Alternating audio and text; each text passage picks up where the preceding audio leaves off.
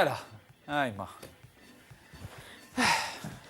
Baqa li xi 3 tiem wara merda kompetizzjonijiet, u mbagħad naraw se jiġri. Mela, ħdejja naqda kif naqdek korazon u naqdet korazon ħdejja anke għax minn hawn ftit jħossek qed tagħmel kunċett.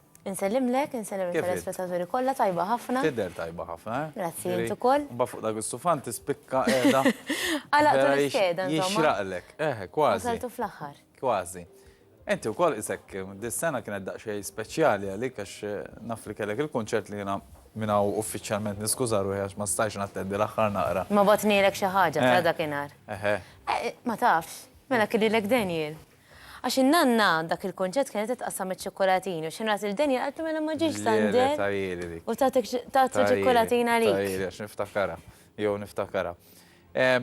Però mill-ismajt ħafna fuq dan il-kunċert kien partikolari, fem forsi aħna m'għandniex imdorrin ħafna li mmorru kunċerti li kollhom dik it-tema jekk il-ħin kollu u smajt ħafna feedback pożittiv jiġifieri li hu differenti li hu hekk. Issa ħadam il-kunċert naqra ikbar qisu bħala almenu kapaċità ta' nies se jkun hemm differenti. Fil-fatt dak il-kunċert li semmejt inti kien riskju kbir għaliex l-istil kien differenti jiġifieri. Għalija kien riskju, għalija kien riskju. U kien fi ħafna elementi li mhux soltu naraw fil-kunċerti, aħna mdorrin kunċerti ta' mużika, qed naraw in-nies ikantaw idoqqu. Riskju artistiku. U neqfu hemm, riskju artistiku mela. U jiena qatt irrid nesplora il-kanzunetti tiegħi kollha għandhom it-temi naqra differenti u ftit tqal ukoll u qatt irid noħroġ minnhom u nagħmel produzzjonijiet teatrali ninvolvi n-nies u dan ikun kunċert li dak li jkun meta jiġi ħajibqa' jiftakru. Il-kunċert qed jintwera fuq TVM2, jiġifieri ntwera l-ħadd li għadda u issa jintwera lejla wkoll fl-10 fuq TVM2, jiġifieri dak li jkun ġaħa toma. U l-mistoqsija l-għamilt hija tajba, issa x'għandna nistennew speċi ta' more of the same, ħanerġgħu nisimgħu l-istess. Żgur li le. Il-mużika oriġinali tibqa' dik li jiġifieri mużika oriġinali live kollox.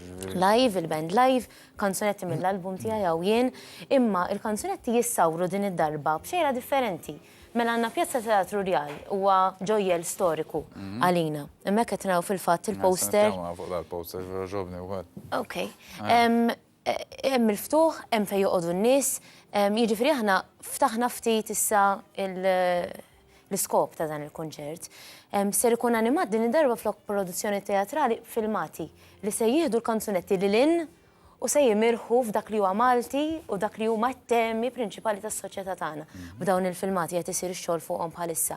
Imma mbagħad ukoll hemm is-sem ta' Daniel, il-ħabib tiegħek Daniel Kirkop, illi fuq skript tiegħu u kiteb skript vera tajjeb għaliex konna tinduruh flimkien din il-ġimgħa, se jdaħħal elementi komiċi, se jinvolvi lin-nies ukoll f'dawn il-kanzunetti sabiex din id-darba wkoll ikun esperjenza dan il-kunċert min jiġi ma jinsiex u min diġà ġie għal ta' Jannar ikompli l-vjaġġ. Għax dan huwa vjaġġ ta' hawn minn ġdid tal-mużika Maltija oriġinali.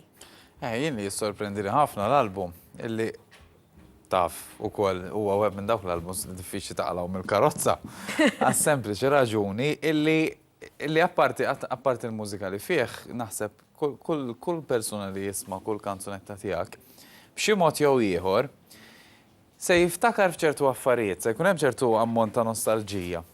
Imma iktar minn hekk isek tagħmilha tiegħek il-kanzunetta, ġifieri fil-verità in-nanna tibda timmaġina n-nanna tiegħek jekk qed nitkellmu fuq il-prostituta tibda hemm minni ta' ġifieri nkun eżempju miexi fit-triq u ngħid tisma' nofs ta' storja hemm biċċa u terġa' tieħdok f'dak it-tip ta' kanzunetti ġifieri f'ċertu sens irnexxielek dak li jkun tibnilu ftit ta' knejjeż żgħar ġo moħħu, fimt li xi niltaqa' ma' ċertu nies isek tikkassjahom bħal film sek tpoġġi lin-nies fihom.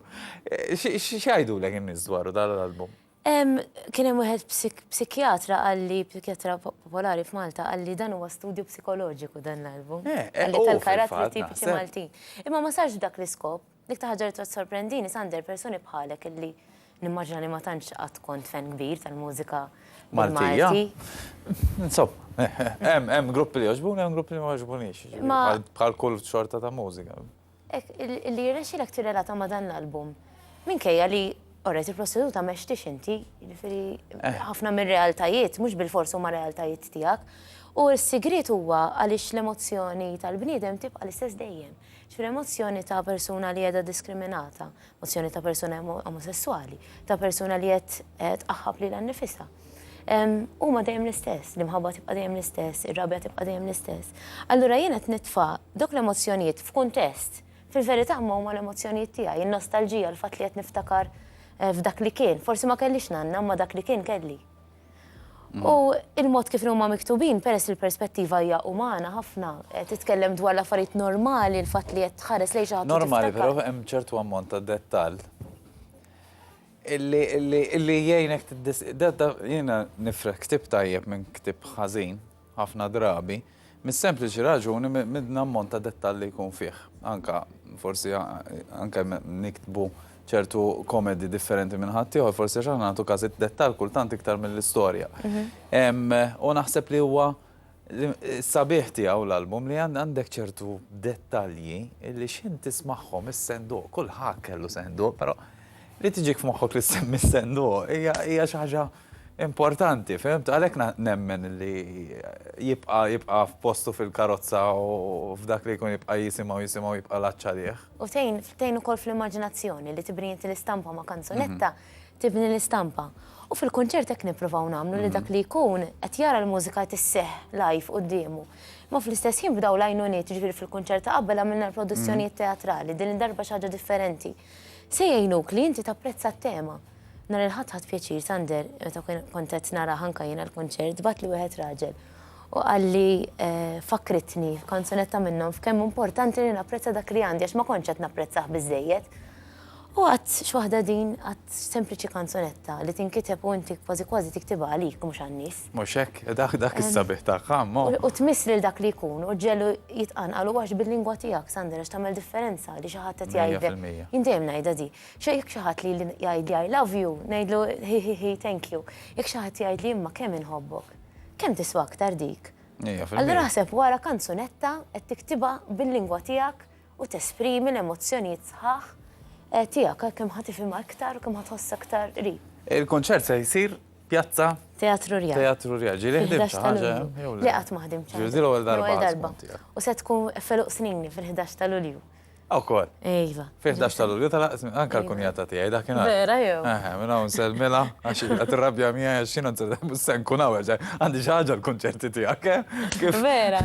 B'xi mod jew jar ma kux istar jiġi għalihom. Insomma, huwa teatru miftuħ ta' bla saqaf biex hekk jafuh in-nies fl-istess ħin. Il-nies qed jinkwetaw bħalissa, insomma ftit għax il-postijiet mhumiex numerati, jiġifieri inti titmur u ssib il-post tiegħek. U di xi ħaġa li toġobni għaliex il-Pjazza Teatru Rjal magħmul kważi qisu ċinema. Meta mmorru s-sinema aħna ma nażlux is-sit, imma kull sit ikun tajjeb vera. Ġifieri nkunu fejn nkunu bejn wieħed u ieħor qed naraw tajjeb. U hekk hu l-istess Pjazza Teatru Rjal. Ġifieri s-sit huma kollha tajbin u għal dik ir-raġuni kulħadd għandu sit privileġġjat fil-verità. Hemm sound tajjeb, hemm grafika tajba u naħseb se nieħdu pjaċir.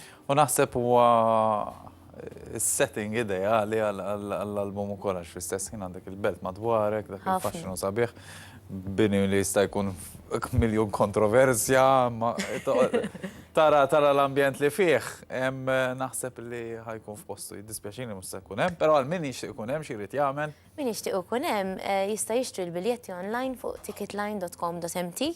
Saqsejtni fuq dak il-poster.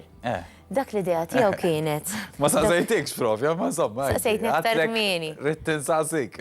Insomma, mela saqsin. Le.